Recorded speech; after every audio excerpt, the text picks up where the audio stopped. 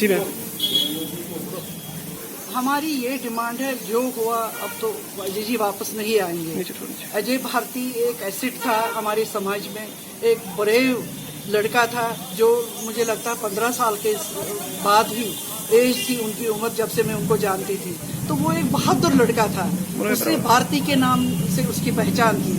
उसने वो आंदोलन की तरह कश्मीर वापस गया और वहाँ के मुस्लिम की सेवा करने बैठा था। लेकिन ये पता नहीं किसको खुंदक लगी, इस अच्छे बच्चे, इतने अच्छे बच्चे को उसको एकदम उसकी शहादत देकर वो बेचारा चला गया। लेकिन उसके अलावा अब इस वक्त क्या है, कम से कम 200-300 लोग जो यहाँ से जो अब तो जम्मू में ही रहते हैं, कश्मीर के लोग, कश्मीर के मुसलमान भाइयों के लिए खिदमत करने के लिए वहाँ चले गए।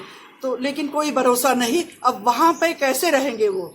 आप देखते हो अजय भारती ने कितनी अपील की थी सरकार से कि मैं मुझे सिक्योरिटी दे दो। नहीं मैम, आप इसके लिए उसका मैं इस वक्त जवाब नहीं, मैं गलत सियासत नहीं खेल रही हूँ कि मैं गलत जवाब दे दूं। मैं उसके लिए मैं एडीजी साहब से बात करूं, डीजी साहब से बात करूं कि क्यों नहीं दी गई उसको उसके लिए मैं कोर्ट में जाके इसका जवाब ले लूंगी। मैं इस वक्त सेंटर का कोई मिनिस्टर नहीं आया इनके पास, अगर ये रूलिंग पार्टी में सेंटर का कोई मिनिस्टर नहीं आया, एडमिनिस्ट्रेशन मैं सेंटर नहीं मैम, आप तो यहाँ नेशनल टीम में हूँ, बिल्कुल तो चलो ऐसे मैं आगे तक बात पहुंचाऊं। लेकिन मैं चाहती हूँ मेरे आगे पीछे कम से कम इस वक्त है 100 कारपोरेटर यहाँ थे, काउंसलर्स थे, ये चेयरमैन थे, सरपंच थे आज आए थे आंदोलन में।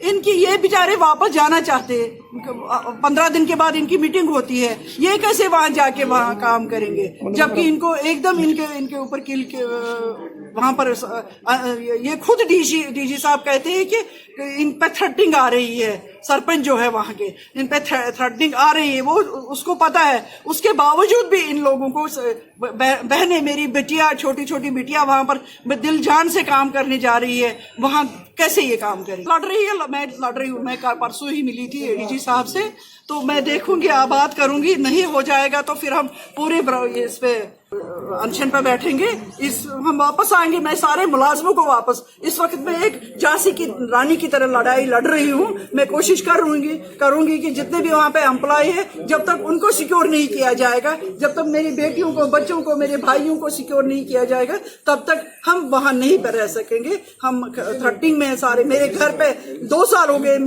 वहाँ मेरा रेजिडेंशियल क्वार्टर है अनंतनाग में। मुझे 10 बजे रात के एक मिलिटेंट आ गया अटैक करने के लिए। मैंने कितनी आवाज उठाई, कोई उसके टस से मस नहीं हो गई सरकार। तो क्या करेंगे, कोई मेरे पास सिक्योरिटी वैसे है, मेरी कैटेगरी है, सिक्योरिटी है, लेकिन मेरी ये बच्चियां जो वहाँ जाती है ऐसे अकेली जाए, छोटे छोटे बच्चे इनके हैं, वहाँ के हमारे मुस्लिम भाइयों के सारे एक जैसे नहीं है। लेकिन अगर 100 में से एक ऐसा निकला तो वो उन पर भरोसा नहीं है। मैं आपके माध्यम से ये उन तक बात पहुंचाना चाहती हूँ कि इमीडिएटली, जल्द से जल्द इनको सिक्योरिटी और उनके रहने की जगह प्रोवाइड की जाए। तो वो फैमिली अकोमोडेशन होनी चाहिए। कैसे बैठेंगे सब नए सरपंचों, पंचों को। I M A corporator, x corporator भी हूँ, मैं डायरेक्टर रेलवे बोर्ड हूँ, मैं यहाँ की कॉर्पोरेटर भी थी, मैं मेरे बड़े पदों पे काम किया, बीजेपी महिला मोर्चा की हेड थी मैं।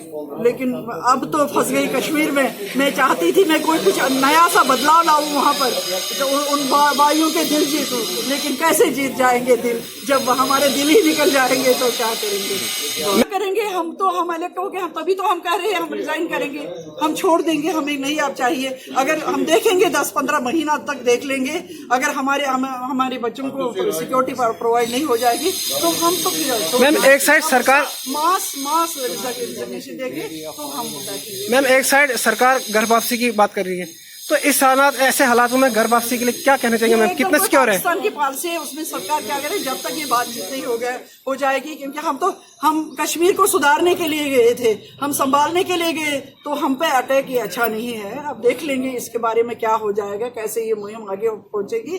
हम तो कश्मीर का जितना भी वहाँ गंद वो खत्म करना चाहते, वहाँ की डेवलपमेंट, वहाँ के पढ़े आप देखो हमने कितने क्वालिफाइड बच्चे इंजीनियरिंग करके, बड़े हाई क्वालिफाइड बच्चे वहाँ उन बच्चों को पढ़ाने के लिए गए, तो क्या फायदा है। वो बच्चे अगर ऐसा होगा तो मुझे भरोसा नहीं कि हाँ वो बच्चे भी वहाँ वो सारे जॉब छोड़ के वापस आ जाएंगे।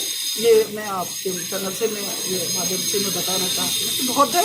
अजय जी को हम सलाम करते, सल्यूट करें, ये एक शहादत है।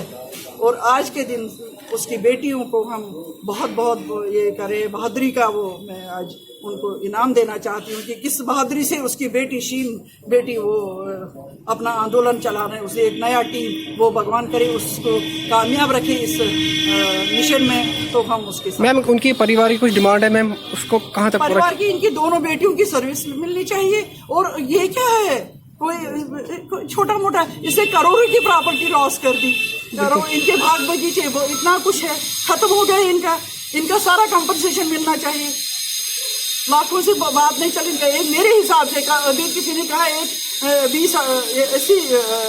80 लाख, मेरे हिसाब से 1 करोड़। और इसकी प्रॉपर्टी को बिल्कुल सिक्योर होनी चाहिए, इसको सिक्योरिटी का वो होना चाहिए घर का, क्योंकि ये वापस जाएंगे। क्यों दूसरी माइग्रेशन 2 बार इनकी माइग्रेशन हो गई, कितनी बार ये वापस आएंगे जाएंगे। इनका पूरा इनका एरिया सिक्योर होना चाहिए। जय हिंद, जय भारत।